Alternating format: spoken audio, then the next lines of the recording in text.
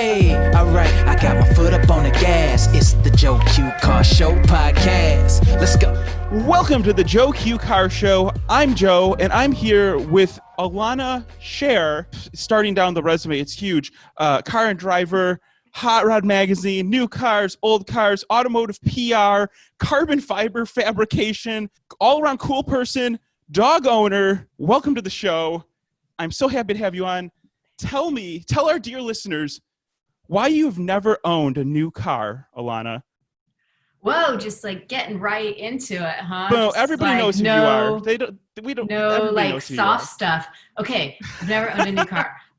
There was never like a moment in my life where I was like, I will never own a new car. It is not a philosophical thing. It's not an ethical thing. It's just I bought an old car when I first bought a car because I couldn't afford a new car.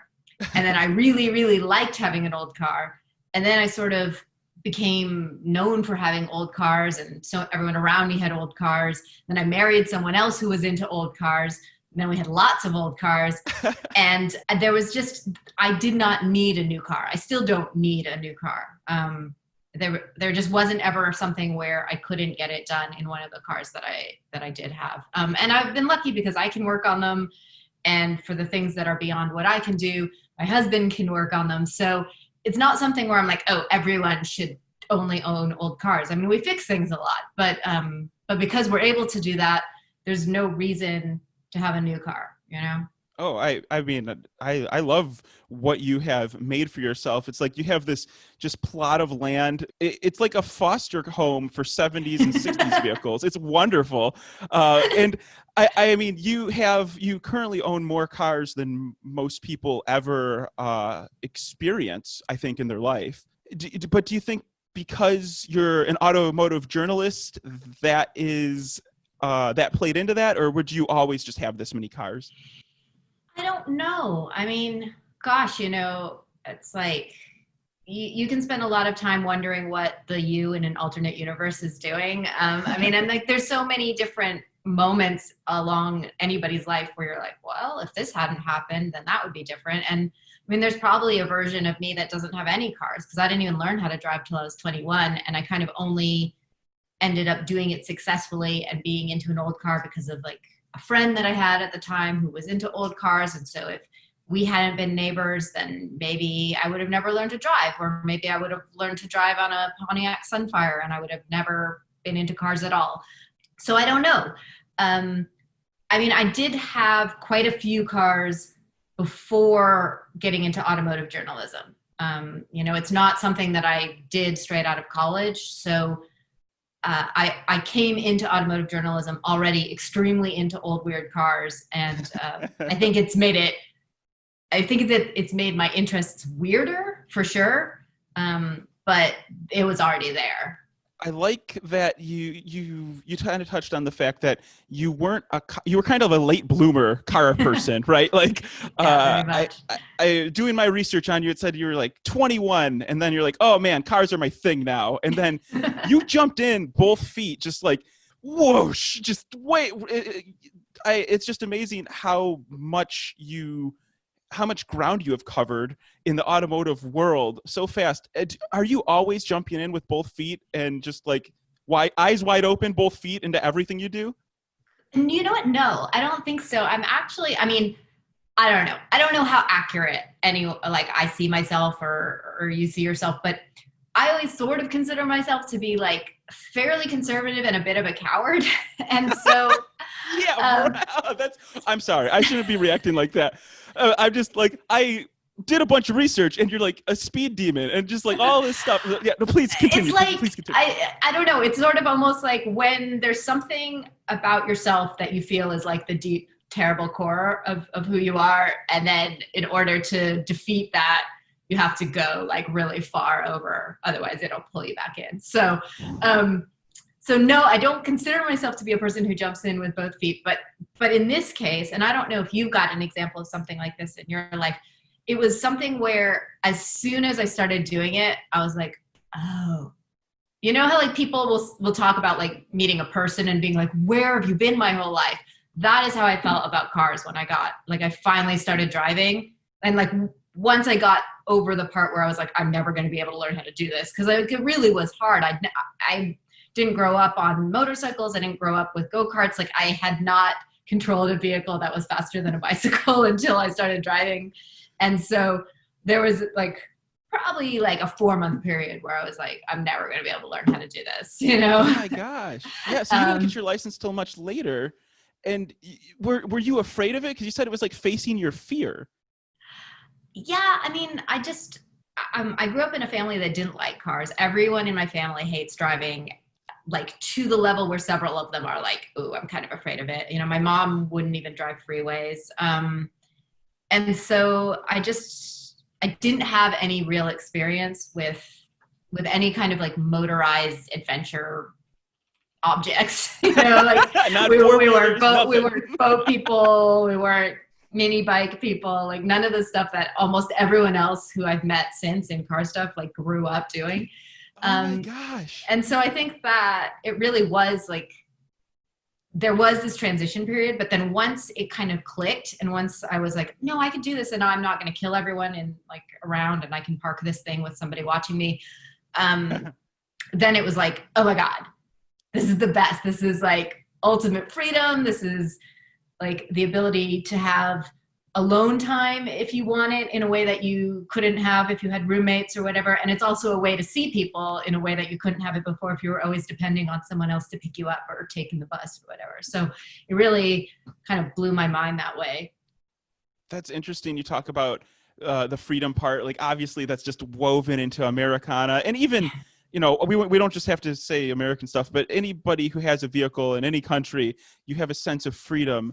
And that's just such a common thing that gets people into vehicles. And I also worry about what the future holds for that, because, you know, you're going to be able to press a button and then the car comes there, or the transportation object. I don't know what you want to call it, but like, yeah. So like, I mean, obviously that future is coming, and I won't say you're not at odds with it, because I know you embrace technology. I've read your articles for Edmunds and all this different stuff. Like you get it. Like, there are people out there that are not you. What do you think about the future of cars as someone who drives cars from the 60s and 70s all day, and trucks and everything? I mean, there are things that I absolutely love about new car technology. I mean, I think that, I know it gets like, I feel like it gets kind of a bad rep. It's like kind of basic, but like, like phone integration into cars is incredible. Like, I mean, I don't know if people remember how hard it was to input navigation commands into like the early car navigations, and then to, if you got a rental car or something like that, to try and figure out a car that you'd never been in before. Being able to just plug a phone in and use technology that you're totally familiar with, that like you've been using all day, every day, is just incredible. And it's, again, talking about freedom, I mean, I feel like being able to just pull up maps to anywhere that I am and get to somewhere else makes me so much braver if I go to a new city or something like that. I'm like, I can find this, I can figure it out, like it's gonna be fine. So like there's stuff that I do, like I really like. Cooled seats, very good, very, very good. But you know, I assume you're talking kind of more about autonomy and self-driving, and maybe like this sort of idea of like non-driver Ubers, right? Like a something like like a that. basically, I mean, like a transport pod that comes to you. It's gonna happen, right? Like, it's inevitable, I feel. Yeah, I mean, I suppose at some point it's going to happen, although it requires like a level of organization outside of just the technology of the car itself that I'm not sure is going to be keeping up with the cars. I think we can see that already just with some of the stuff that's happened with, you know, with Teslas or with Cadillacs and whatever, the ones that are semi-autonomous. So like the one of the things you kind of touched on a little bit earlier was the fact that nobody in your family liked cars. Like, I feel like that's a fair thing to say from what you were saying. And you kind of jumped in. Did this make you like the black sheep of your family, or was your family like, wow, go get them, Elana. Like, you're the coolest. Like, how did that go about? You're like, you're coming back all greasy and like smelling like gas or whatever. Well, again, I mean, I'd already moved out. I was in college, so they didn't really have to deal with any of the negatives of, of having me, becoming a grease monkey. But also, like, my family's the best. Like, I don't want to brag, but my family is the best. And I love it. And they've always, like, everyone's very supportive of everyone else. And, I mean, my mom didn't understand what I was doing ever. And she was always like at least one job behind. So, we'd go to like some, I don't know, temple event or something. And like everybody else would be introducing or talking about their kids who were like doctors or worked for Google or something. And then my mom would be like, my daughter builds motorcycles. And I'll be like, that's not even what I do, Mom. But it was like, she was super proud of me. So I miss that. They always got subscriptions to any magazines that I was in, even though I know my mom didn't read them, but she would get them anyway. Nice. So like, I think it's, if you are a parent out there listening to this and your kid wants to do something that you think is weird or unexpected, there is almost nothing that you can do that will make them think more fondly of you than to just be like cheerfully supportive of it, as long as they're not hurting themselves. It's true. That I think that probably is where a lot of your confidence might come from, right? Like, you have this great support system behind you and you're just like, I guess I should give it a try, like, I don't have anything to lose. Was it something like that?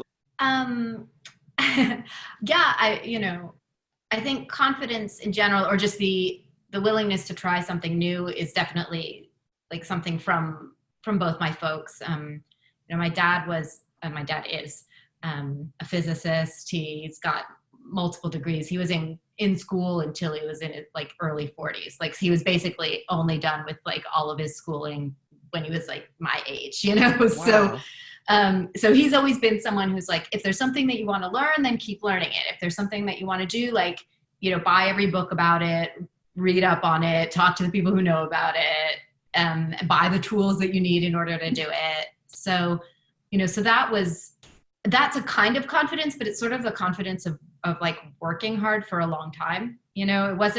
I've always felt a little bit jealous of people who have like instant confidence, who like feel like they're just gonna like go do something else and be good at it immediately. And then they are.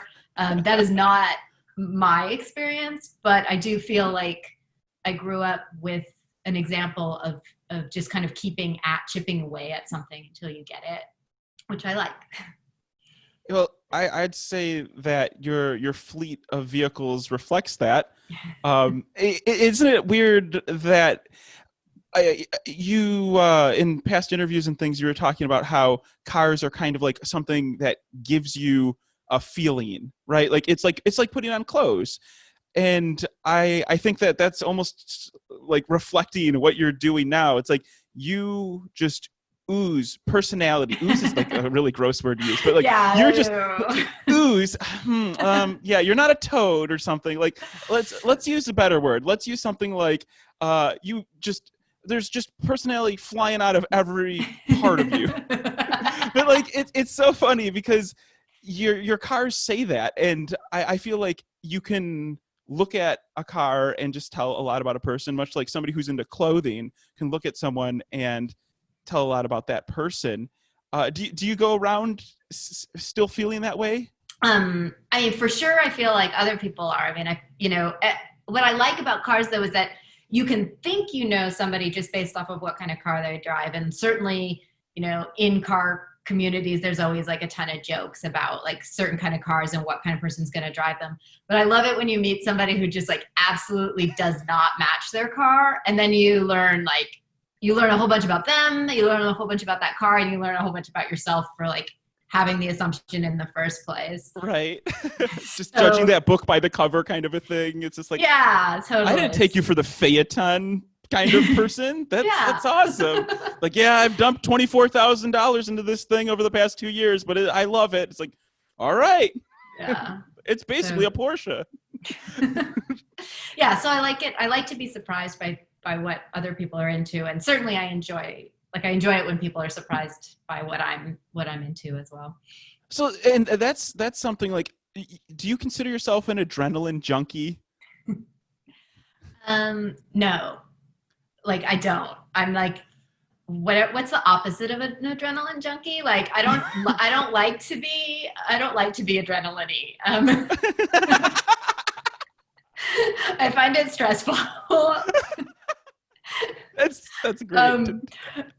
But so the things that I assume that you're probably thinking of are maybe like drag racing stuff, some like performance driving stuff. And when that stuff is going well, I feel more zen about it than adrenaline-y. I mean, obviously, maybe not obviously, I think Valentino Rossi never feels any kind of like competition energy, but like, you know, if you're actually in competition, or like when I've been doing, like if I'm doing drag races for a video or something like that, like, yes, I get, you know, like I get amped up and I like feel it in my stomach and like my heart beats fast and all of that. But honestly, the part that I like is the part after that when I'm like, did not crash, did not die, won. Yeah. Or even like didn't win. But like, I like it when it's over and I just put up with while it's happening to get to the part where it's over. And then I can be like, I really liked this. See, and this is what, like, I was trying to get a sense of, like, are you like really into the adrenaline? Or are you really into the mechanics of it? But that you just threw me an answer that was just so awesome because it's like you're using this big high, this big adrenaline boost to get this super zen state and be super proud of yourself. And it's so cool. Like exactly like the judging a book by its cover kind of a thing. Like that's just not what I expected. I'm so happy that's part of it. I mean, honestly though, like I feel like that about like movies and going to concerts and stuff too. And you know, like where I'm like, okay, well, it's happening. That's great. That's great. That's great. I want it to be done so that I could talk about it with my friends who went with me. Like, it's not that I'm not enjoying it. It's just like this really, like, I like the part where it's over and I'm like, I had an experience. It's cool. That's so cool. You have a lot of different experiences, but you also like writing about other people's experiences. And I'm wondering, like, what draws you into that? Going back to like what we were talking about earlier about being sort of like facing things that are hard, you know, you're gonna laugh at me again, but I'm actually a little bit shy. I find social situations like parties to be overwhelming. But if I know that I'm doing it for work, or if I know that I'm going to learn something from it, I have no problem talking to a stranger. And so being able to talk to someone about a car is like this very clear-cut conversation that has like, it's like very straightforward. I don't have to worry about like saying the wrong thing or being a dork because like I just want to find out information. So I'm going to ask all of the questions and I don't care if they think I'm a dork because I want the information. And then usually people end up liking you because you're expressing interest in what they do rather than telling boring stories about yourself. So it ends up being a way of having a nice interaction with somebody. And then the end result is that I've learned something, or, you know, I have a story that I can tell in writing to somebody else. I mean, you're like really hitting something that I love because like this whole show, the Joe Q Car Show, is based around that premise. Like we all like cars. We're all car people. And let's talk about what draws us out into the world. And I don't think it's funny that so many personalities are more introverted than you might think. And in fact, I think it takes a lot out of everybody just to go out and be interacting on like big levels, like whether it's like a show floor or you're flying across the globe to review something. Like that takes a lot of energy out of people. So I don't think it's weird. I think that's totally normal. So good. Cool. I'm glad. Yeah. I've always wanted to be totally normal. Well, and that's obviously you have an amazing sense of humor. Like your satirical wit is amazing. I love it. And where does that come from? Like, who was your inspiration from that? Were you always just like such a quick-witted kid? Like, where did that come from? Well, I mean, I'm Jewish and Jewish people have to be funny. That's like, I think it's in I think it's in the Bible. It's I'm like, pretty sure yeah, it's in it's the like- Old Testament. And if it's not, it's in one of those like later books where all the rabbis are arguing. Like there's just like, it's like they gotta be funny. No, I don't know. My family's funny. They, you know, everyone, we're all big readers. So I don't know. Where does funniness come from? Maybe it's probably another coping mechanism, honestly. I mean, and that's fine, right? Like, but like one of my notes here is like, what makes Elana so likable? And I really think it's this kind of like subtle satirical view of everything, and you're able just to put down these jokes in you know, because I've listened and read enough of your stuff where you just kind of inject this like little satirical bits, and I feel like maybe people appreciate it for what it is, but I feel like a lot of those things might slide under the radar unless you like read it twice or you listen back to it twice. So I really appreciate that about your style. I appreciate that you appreciate it. but like, do you think being normal would be a curse for you if they were like, if some entity was like, you're normal now? The normal gods. Yeah. No. Would you just be like, okay, like what is that about? I don't know. I mean that is that really is like a deep philosophical question, right? I mean, there is a theory that I mean, certainly I've had dumb dogs and smart dogs, and like the dumb dogs are happier dogs. Everything's easier for them. Like they just kind of move on through. So I'm not saying that I'm a smart dog. I'm just saying that I don't know if I would know what I was missing if I was quote unquote normal, if there really is a normal. The sort of people that I've met who seem like they're normal, and again, we never know anybody's secrets. Could be really into musicals. But no, you know, like the kind of people who seem like they're normal, who, you know, watch like all the mainstream TV and movies and, you know, don't generally say that much that surprises people. They seem perfectly happy. So maybe it's easier. Maybe they're not questioning themselves or the people around them. On the other hand, maybe they're super bored. I really don't know.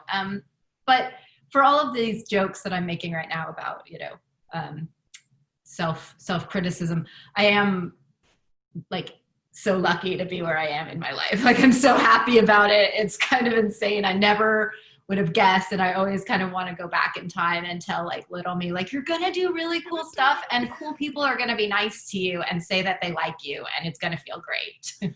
Oh, wow. That's nice. Like that's so cool. Like when you can reach like a plateau of emotion and just kind of look back and like do the victory lap kind of a thing. Like, man, I'm doing it. Like, I think that's kind of what pulls people towards you like a magnet, because you're successful, but you're also not an asshole. like you aren't letting it go to your head. And actually, when I interviewed Tavarish, by the way, dear listeners, go listen to that episode too, or watch it on YouTube, however you want to do it. Speaking of very funny people. Right. Like it's just I feel like the community of people around you are all just drawn to you because of the comedy. So I like it a lot. So anyway, I tend to do this at like this time in every interview where I gush a little bit. So let me get back to my notes here. Great. Don't stop. Well, okay. So a couple like interesting things that I found in my searches here. Have you ever Googled your name? I mean, I want to lie and say no, because that would definitely make me seem really cool. But yeah, I have Googled my name to. Do you know what the third entry that comes up? Well, like when I pulled up the incognito window and I Googled your name, which that actually sounds a lot worse the way I did it. But no, because otherwise, like it would get your personal. Yeah, okay. Stuff, I'm glad you're on the same yeah. page that I am, because it's like it could be taken a way different way. But like, so yeah, like I Googled it, and the third thing that comes up for your name. Do you want to please just take a guess? What's the third thing that comes up for your name? You're not allowed to take. I'm looking if you're typing. Don't. I'm not typing. I'm here. Hands up. Okay. Dogs, opal, feet. Nope. Feet. What? Okay, I don't know. Feet always comes up with like any woman who's in the IMDb database. Oh, God. If you type, there's a foot thing. Well, I'll tell you that foot is not in your top 9, which is good. I take that as a win. You're the one that pops up is ramp truck. Like number 3 is ramp truck. There's car and driver, there's book, which we should talk about, but there's ramp truck is number 3. And I'm like, this lady is known for ramp truck. And it makes a lot of sense. Fantastic. I love it. That is, you could not have told me anything that makes me happier. Isn't that awesome? I thought you would appreciate that. So yeah, you like writing stories, you like interviewing people, and I identify with that.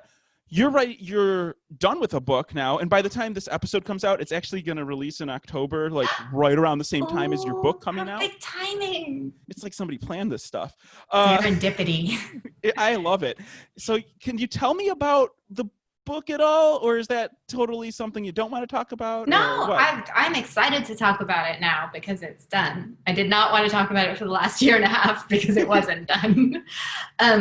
So about 2 years ago now, Don Prudhomme, the drag racer, Snake and Mongoose, he was a snake, sent me a note that was like, hey, this automotive book publisher, CarTech, wants to do a book with me, and they need a writer, and is that something that you would be interested in doing? Which already is like a very, very cool moment. Prudhomme and I had worked together on several other articles. We'd kind of moved past even just a professional relationship. And I would say that, we had we have a bit of a friendship. We've met for coffee and stuff like that even before this, but it was still a really big deal to be asked to help somebody write an autobiography. And it wasn't something that I had done before. And I had talked to people who have done it before, and they all, every single one, 100% were like, it's a really big deal. It's very cool. You'll lose money, you'll lose sleep, and you probably won't be friends with the person for a while afterwards. And I was like, ooh, I don't know if that sounds like it's like really a good trade-off, but because he had asked me, and because I was like, who else is going to want me to write a book, right? Like, if you write a book, even if it's a bad book, you still are a published book author. Yeah. Right? Right. There's no loss there. Like, it's right. like you can look at, like, okay, I'm with you. This is a good plan. So we worked on it, and it took about a year and a half. If it was a perfect world, I think it would have been, we could have used another 6 months of working on it. Maybe just in terms of like, now all these rad photos are coming out that people are like, oh, did you see this photo that I had in my collection? I'm like, no, how would I have known that you had that photo? That's amazing. I wish I could put it in the book, but I can't. So there's stuff like that where I wish we could have had a little bit more time, but we worked on it. I have thousands of hours of recording, and everything that everyone told me was right, except for the part where we get mad at each other, because we didn't. He was so great to work with. Like, he was just really nice, and he was really supportive. I had some pretty serious things happen during that time. My mom died, and then obviously pandemic happened before we were finished. So it was like, wow. I was dealing with a lot of challenges that were making me not 100% for him or for the publisher, and they were both great about it. You would hope that someone would be understanding, but at the same time, like, stuff has to get done no matter what's happening in your own life. So they were really helpful, and we managed to get it done. And by the end of it, we were doing like photo captions over like this combo of like FaceTime and Google, like, kind of like, where I'd like show him a photo and over FaceTime and be like, who's that in this photo? And we'd be like, bring the camera closer to the screen. You're holding up the book like to the screen and being like, who absolutely. Are these people? Oh my gosh. And so we were doing captions that way because we couldn't see each other. But yeah, it's all in now, and I'm pretty excited about it coming out. I hope everybody likes it. Yeah, I'm excited it's coming out too. It's a nice hardcover book. Yeah. This is like the real deal. Also, I'm sorry to hear about your mom. That's absolutely terrible. This book must have taken a lot out of you, especially with all this stuff happening. And you're telling, like, people told you like some sage advice about all this stuff, and you bucked this trend where you're still friends. when you were going through this process, and I'm sure there was a part where you're just like sitting there like, how am I going to just put all of these things into one book, because the legacy of this guy is amazing. So what was there a spot where you felt like maybe I bit off more than I can chew, or maybe I'm not a book writer? Like what? All of it, like the whole time. Oh my gosh. Yeah, I'm sure it's going to be amazing too, which you're going to say this and it's going to be like, yeah, I was never confident. I never worked. And it's going to be like number 3 on like New York Times or something. Oh my God, that would be so cool.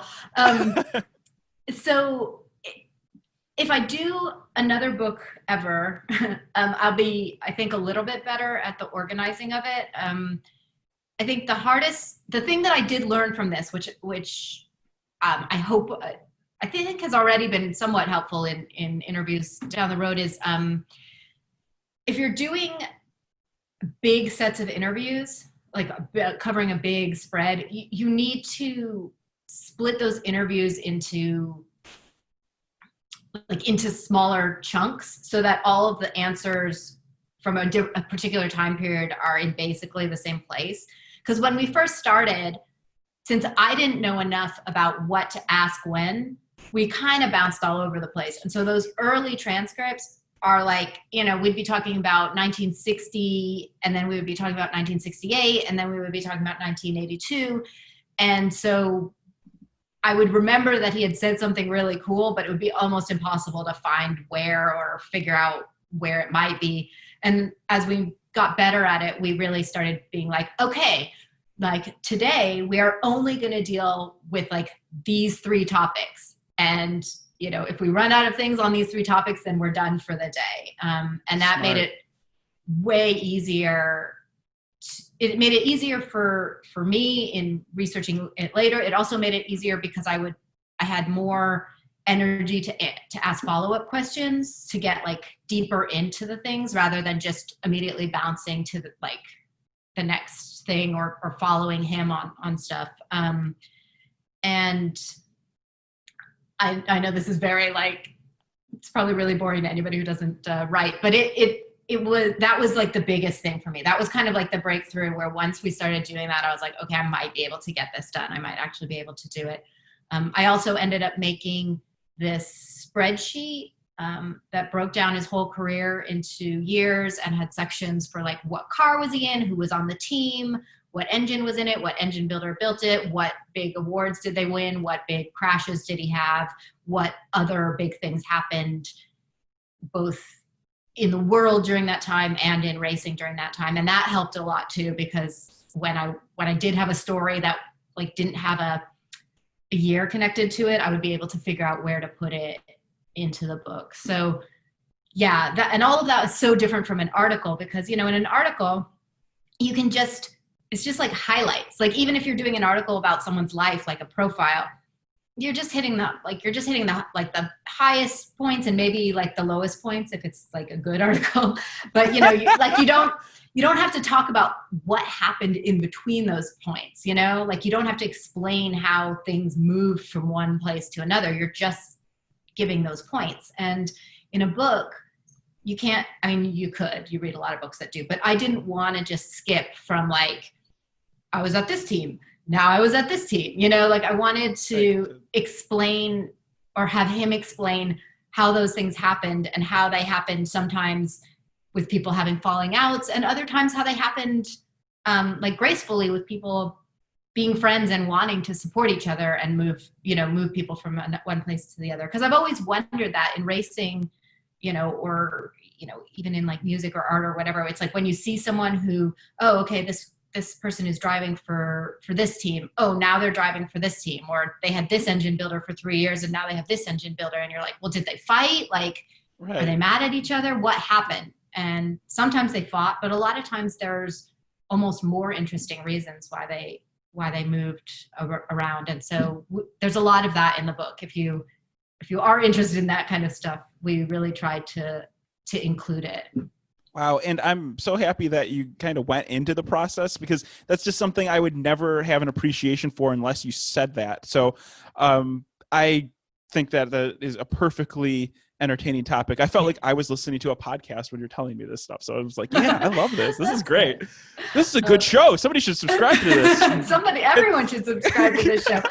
Another thing that was interesting with it too, I mean, you do this for articles, but again, to a lesser degree, was fact checking stuff, right? Because it's his voice. And so he can say whatever he wants. It's not me who's going to be in trouble, but I did sort of want to help protect him from making mistakes. I mean, the guy's talking about stuff that happened 50 plus years ago. Like I can't even remember 2 weeks ago. Right?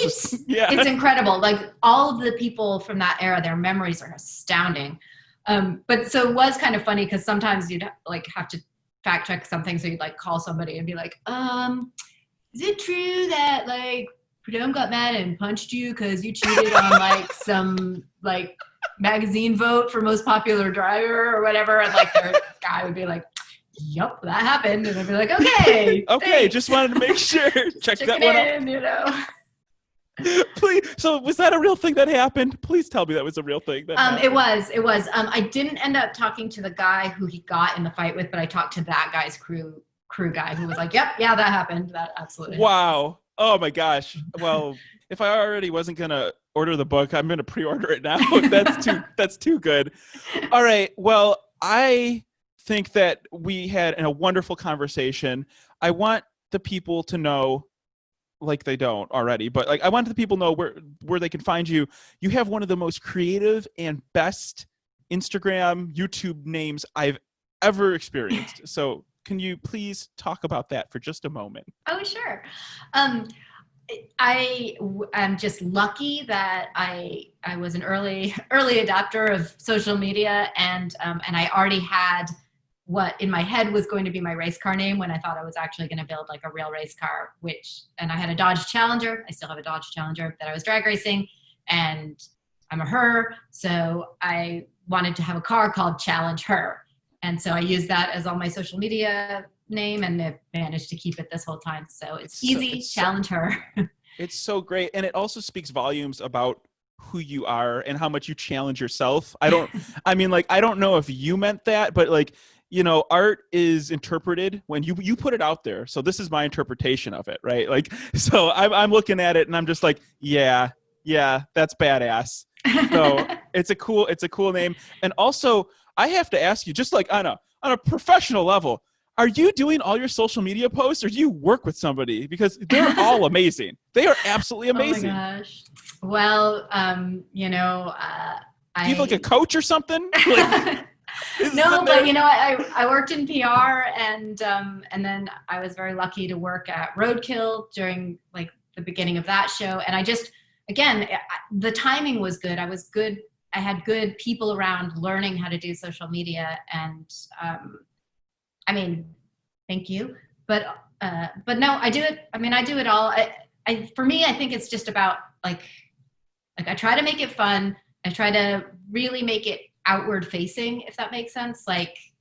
Even if I have 50 pictures of something that I really like, that I thought was really cool, I try to just be okay, here's one picture of me being cool, and now the next post has to be something where someone else can talk about themselves. So ask a question or share, show a car that I drove by, and encourage other people to show cars that they drove by.